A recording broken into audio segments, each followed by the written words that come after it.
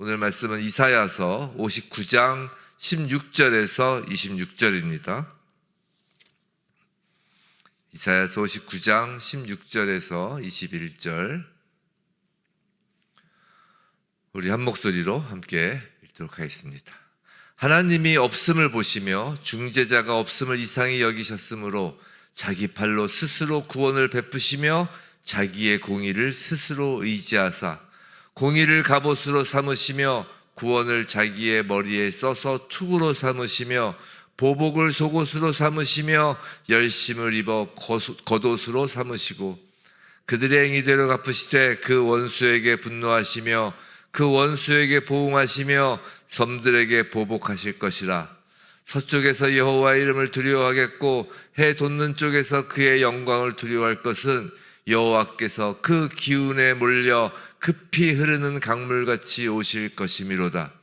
여호와의 말씀이니라. 구속자가 시온에 임하며 야곱의 자손 가운데에서 죄가를 떠나는 자에게 임하리라.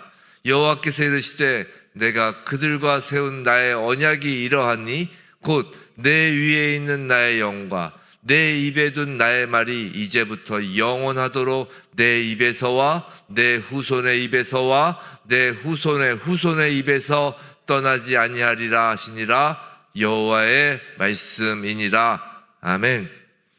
하나님이 전신갑주를 입으시다, 하나님께서 전신갑주를 입으시다 라는 제목으로 이사야서 59장 16절로부터 21절 말씀을 우리가 받을 때 이 말씀이 정말 그대로 하나님의 언약, 하나님의 말씀으로 그대로 우리 삶에 이루어지길 주님의 이름으로 축원합니다.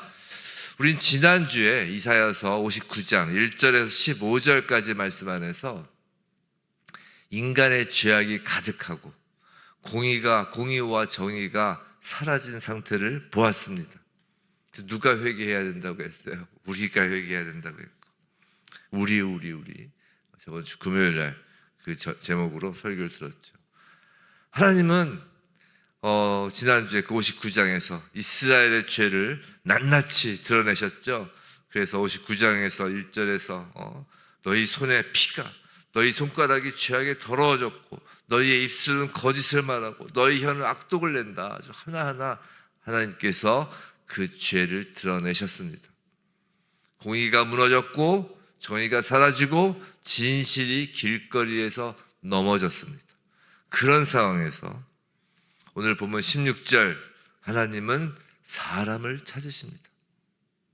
누군가 하나님과 사람 사이에 서서 중재하며 공의와 진리를 회복할 사람을 찾으십니다. 그러나 찾으셔도 한 명도 없죠. 의인은 없나니 단 한 사람도 없다. 여기서 희망은 끝나야 하는 것이 맞습니다. 인간에겐 희망이 끊어진 것이 맞습니다. 절망이 마땅한 것이에요. 그런데 하나님은 그 절망 속에서 새로운 길을 여십니다. 16절, 사람이 없음을 보시고 자기 팔로 스스로 구원을 베푸시며 라고 합니다. 이제 인간이 아니라 하나님이 직접 나서십니다. 성도 여러분, 이것이 복음의 시작입니다.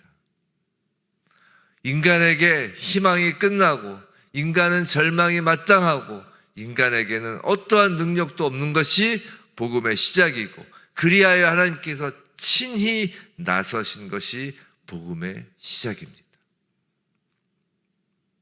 16절에서 사람이 없음을 보시며 중재자가 없음을 이상히 여기셨으므로 라고 하죠.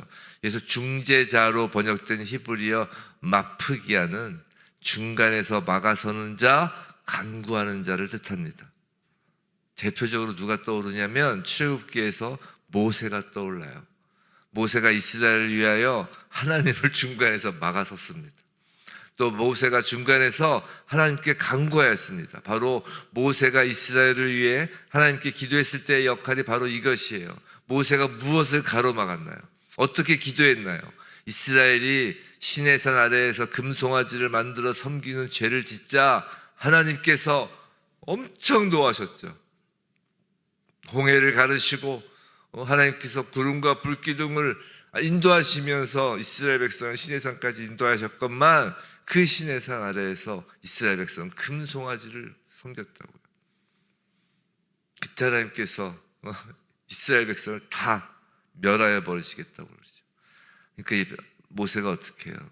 하나님께 나아가서 이스라엘의 죄를 사하여 주시고 차라리 자신의 이름을 생명책에서 지워버리시라고 기도한다고요. 차라리 자신의 이름. 사랑하는 성도 여러분, 하나님을 만난 사람은 자신이 정말 희망 없었던 자, 절망밖에 남지 않은 자인데 예수 그리스도를 인하여 구원받은 자들은 이와 유사한 고백들을 하는 것이에요. 사도 바울이 그러잖아요. 사도 바울도 차라리 내 이름을 생명책에서 지워달라고. 유대인들 놓고 기도할 때 이 모세가 바로 예수 그리스도의 예표로 세워진 자였죠. 근데 지금 이사야 시대에는 이스라엘의 그 모세와 같은 자가 없었다는 것이에요. 시편 14편 3절 말씀처럼 선을 행하는 자가 없으니 하나도 없다. 로마서 말씀처럼 의인 없으니 단 한 사람도 없다. 성도 여러분, 바로 이것이 모든 인류의 절망적인 영적 상태였고 바로 우리의 상태였음을 잊지 마시기 바랍니다. 하나님은 찾으셨으나 아무도 없습니다. 그러자 하나님께서 이제 직접 전쟁터로 나서십니다. 하나님이 친히 무장하시고 행동하시는 거예요. 그것이 이제 17절이죠. 17절. 공의를 갑옷으로 삼으시며라고 합니다. 그래서 갑옷에 해당하는 히브리어는 상체를 보호하기 위해 입었던 가슴바지 갑옷, 즉 흉배를 의미합니다. 그래서 그 70인역에 보면 이 헬라어가 바로 그 에베소서에 나온 그 흉배, 그 단어예요. 즉 공의로 흉배, 즉 의의 흉배입니다. 하나님의 공의가 하나님의 가슴을 덮습니다. 이 불의한 세상, 성실이 거리에 엎드러지고 진실이 거리에 엎드러지고 정의가 뒤로 물리침이 됐고 공의가 멀리 간 그 14절 그 말씀처럼 그런 시대에 그런 것을 보시고 하나님의 가슴 가득히 그 공의를 담고 나서시는 거예요. 의의 흉배입니다. 또 계속해서 17절 보시면 구원을 자기의 머리에 써서 투구로 삼으시며라고 합니다. 어렵지 않죠. 에베소서에 역시 나온 구원의 투구입니다. 하나님의 머리는 하나님은 육신이 물론 없으신 분이지만 이게 무슨 말이냐면 하나님의 그 구속 계획이 머릿속에 가득하신 거예요. 하나님의 가슴에는 하나님의 공의가 가득하시고 하나님의 머리에는 하나님의 그 인류를 향한 사람을 향한 하나님의 백성을 향한 그 구속 계획이 머리를 가득하신 것입니다. 또 보복의 속옷과 열심의 겉옷이라고 하죠. 이건 좀 에베소서와는 좀 다른데 일맥상통합니다. 자, 보복의 속옷이란 뭐예요? 악인과 원수에 대한 심판의 결단입니다. 하나님의 강한 결단과 의지예요. 그 심판의 결단이죠. 그리고 열심의 겉옷, 이 열심에 해당하는 히브리어는 키나라는 단어인데 이것은 질투, 열정, 불타는 사랑을 뜻해요. 즉 하나님의 그 구원 사역의 원동력은 바로 하나님 백성을 향한 열정적인 사랑이라는 것이에요. 하나님께서 어떻게 전투에 나서신다고요? 공의를 가득 가슴에 안고 그 구속하실 그 계획으로 가득 머리에 안고 그 악에 대한 그 대적자에 대한 그 불의에 대한 그 죄에 대한 그 심판의 강한 결단과 그 모든 것은 근본적으로 하나님의 자녀를 향한 열정적인 사랑으로 그 전투에 나서시는 거예요. 하나님은 스스로 전신갑주를 입으시고 전쟁터에 나가십니다. 18절 하나님의 백성의 원수에게 복수하시기 위해서요. 하나님의 자녀들의 원수에게 복수하시기 위해서입니다. 그런데 19절 보시면 하나님은 어떻게 오신다고 지금 이야기를 하시냐면 급히 흐르는 강물같이 오실 것이다 라고 합니다. 그 하나님의 오심을 보고 서쪽과 동쪽과 모두 여호와의 이름과 여호와의 영광으로 두려움에 떠는데 그 하나님께서 어떻게 오시냐면 급히 흐르는 강물같이 오신다고 합니다. 근데 매우 흥미로운 표현이 그 앞에 있어요. 그냥 급히 흐르는 강물같이 오시는 것이 아니라 여호와께서 그 기운에 몰려 급히 흐르는 강물같이 오신다고 그래요. 그래서 그 기운으로 번역된 히브리어는 루아흐 야훼예요. 루아흐가 뭐예요? 성령이잖아요. 즉 여호와의 성령이란 뜻이에요. 여호와의 성령에 몰려서 급히 흐르는 강물같이 여호와가 오신다. 이거 어떤 것을 연상하냐면 이런 거예요. 성령의 기운이 그분의 그 심판과 그 구원과 그 하나님의 역사를 성령의 기운이 확 몰아붙이는, 그 밀어붙이는 모습을 연상한다고요. 하나님의 오심은 이렇게 느릿느릿한 어떤 유유자적한 산책이 아니라 거침없는 진군이라고요. 그 창세기 옛날에 제가 강의할 때 아담이 선악을 알게 한 나무의 열매를 먹었을 때 하나님께서 동산에 나타나셔서 아담아 아담아 이렇게 부르실 때 하나님의 발소리가 어떻다고 그때 말씀드렸어요. 그 에덴 동산 이렇게 뒷짐지고 유유자적하면서 아담아 아담아 이렇게 찾는 것이 아니라 정말 부모가 자녀를 찾듯이, 잃어버린 자녀를 찾듯이 맨발로 막 달려오면서 아담아 아담아 외치면서 달려오는 거라고 했잖아요. 하나님의 오심은 바로 그런 것이 거침없는 진군이에요. 하나님의 자녀들이 그 불의와 그 죄악 아래 넘어져 있을 때 하나님의 그 진군하심은 자녀를 찾는 부모의 그 달려오심입니다. 히스웨이브 처치의 이름의 근거 성경 구절이 이사야서 11장 9절이잖아요. 그죠?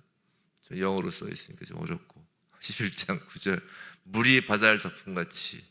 자, 그래서 물이 바다를 덮음같이라고 할 때 물은 전통적으로 성령을 상징해요.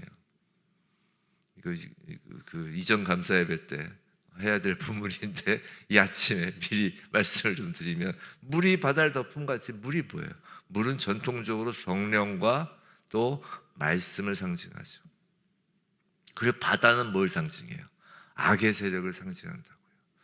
물이 바다를 덮는다라는 것은 성령이 악의 세력을 뒤덮는 모습이에요. 아까 말씀드린 것처럼 막 그 성령에 막 몰려온 것이 하나님은 거침없이 진군하시는 거예요. 물이 바다 덮음같이 그 성령의 바람이 확 몰려가서 악을 덮는 것입니다. 마치 독수리가 자신의 자녀를 구하기 위해 확 덤벼들어서 자녀를 다 건져내는 것처럼 구원과 심판을 위해서 밀려오시는 하나님의 모습이 물이 바다를 덮음같이.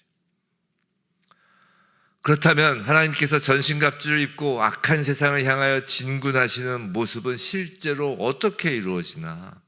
그게 바로 20절 여호와의 말씀이니라 구속자가 시온에 임하며 라고 합니다. 구속자가 시온에 임하는 곳으로 실제적으로 일어나는 것이에요. 구속자는 이제 히브리어로 고엘이라는 단어죠. 이 고엘은 친족의 기업을 되찾아주고 노예가 된 가족을 속량하는 자라는 뜻이에요. 룻기에서 보아스를 통해 고엘이 잘 설명되고 있죠. 이 구약의 고엘은 예수 그리스도의 예표이며 이 구약의 고엘이 예수 그리스도의 사역으로 완성되는 것이에요. 그런데 이 구속자는 아무에게나 지금 임하지 않습니다. 20절 보면 누구에게 임해요? 시온에 임하는데 야곱의 자손 가운데서 죄가를 떠나는 자에게 임한다는 것이에요. 성도 여러분 명심하시기 바랍니다. 구속자의 은혜는 죄를 끊는 능력이에요. 회개 없는 구원은 없어요. 자, 회개 없는 구원이 없다는 이 말은 뭐냐면 우리의 회개가 구원을 가져오는 조건이라는 말은 아니에요. 우리 편에서의 회개가 하나님의 구원 사역의 원인을 제공한다거나 무언가 도움을 준다는 말이 아니라 이 구원과 회개는 뗄 수 없는 관계라는 것이에요. 우리 처음 시작할 때 주 예수보다 더 귀한 것은 없네라고 하잖아요. 예수를 붙잡으며 나아가는 그 시간에는 무엇이 제일 먼저 우리 마음에서 변화가 일어나나요? 회개의 마음의 변화가 일어납니다. 주 예수밖에 더 귀한 것이 없다라는 그 삶의 행동 가운데에서는 그 방향이 완전히 전환되는 것이에요. 그럼 주 예수보다 더 귀한 것은 없다라고 하면서 죄를 지으면 죄가 더 귀한 거가 되게요. 구원과 회개는 뗄 수 없는 것이에요. 마지막으로 21절 하나님은 두 가지 언약을 말씀하십니다. 첫 번째는 내 위에 있는 나의 영을 언약하세요. 곧 성령의 임재입니다. 둘째는 내 입에 둔 나의 말을 약속하십니다. 즉 하나님의 말씀입니다. 성도 여러분, 우리는 지금 이 이사야서 시대 이사야에 예언된 이 하나님의 언약을 지금 누리고 있는 것이에요. 놀랍지 않습니까? 그리고 이 약속은, 이 둘은 영원히 떠나지 않아요. 이 두 언약은. 명심하시기 바랍니다. 성령과 말씀이 떠나지 않는 공동체, 그것이 참된 언약 백성입니다. 그리고 하나님의 언약은 세대를 이어가죠. 그 세대를 이어가서 저희들에게까지 이른 것이에요. 21절 한 번 더 읽겠습니다.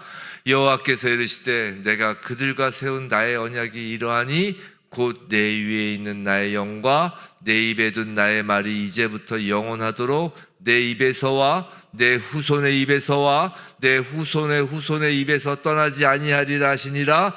여호와의 말씀이니라.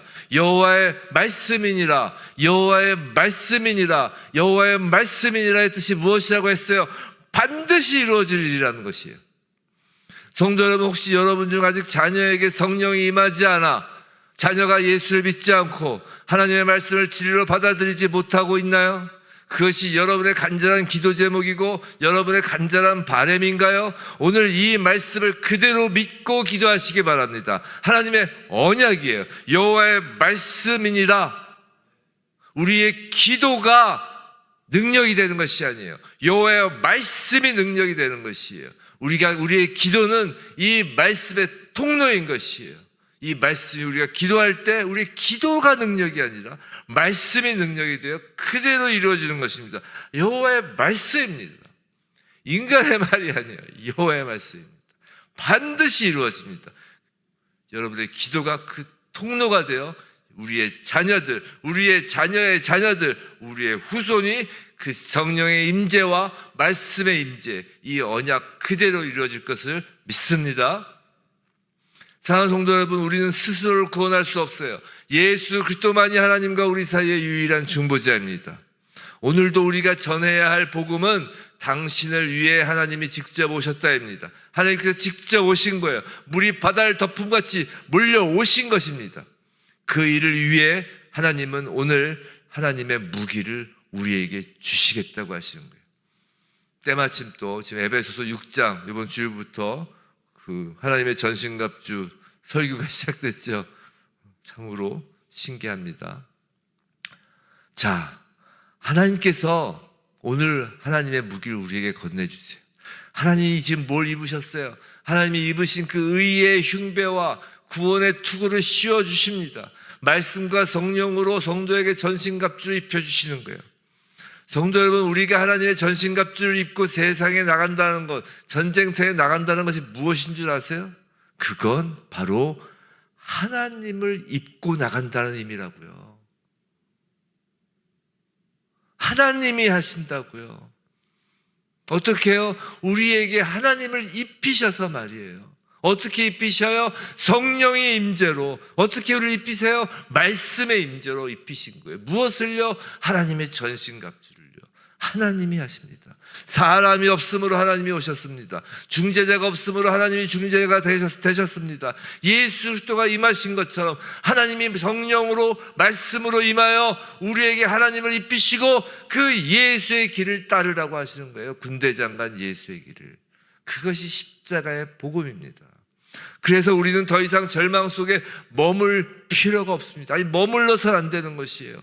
오늘도 하나님의 팔이, 오늘도 하나님의 무장이, 오늘도 하나님의 열심이 우리를 위해 역사하시기 때문입니다. 어떻게 해요? 우리를 하나님의 전신갑주로 입히시며 우리 안에서 역사하시는 것입니다. 담대히 우리의 구속자이시고 우리의 군대장관이신 예수 그리스도를 의지하고 따르며 말씀과 성령으로 무장한 채 살아갈 때 우리는 하나님 안에서 마귀를 물리치며 나갈 것입니다. 부디 오늘도 하나님이 입으신 그 전신갑주를 우리도 입어 이제 하나님 안에서 성령과 말씀으로 마귀에 대적하여 승리하는 히즈웨이브 처치 모든 성도에게 주님의 이름으로 축원합니다.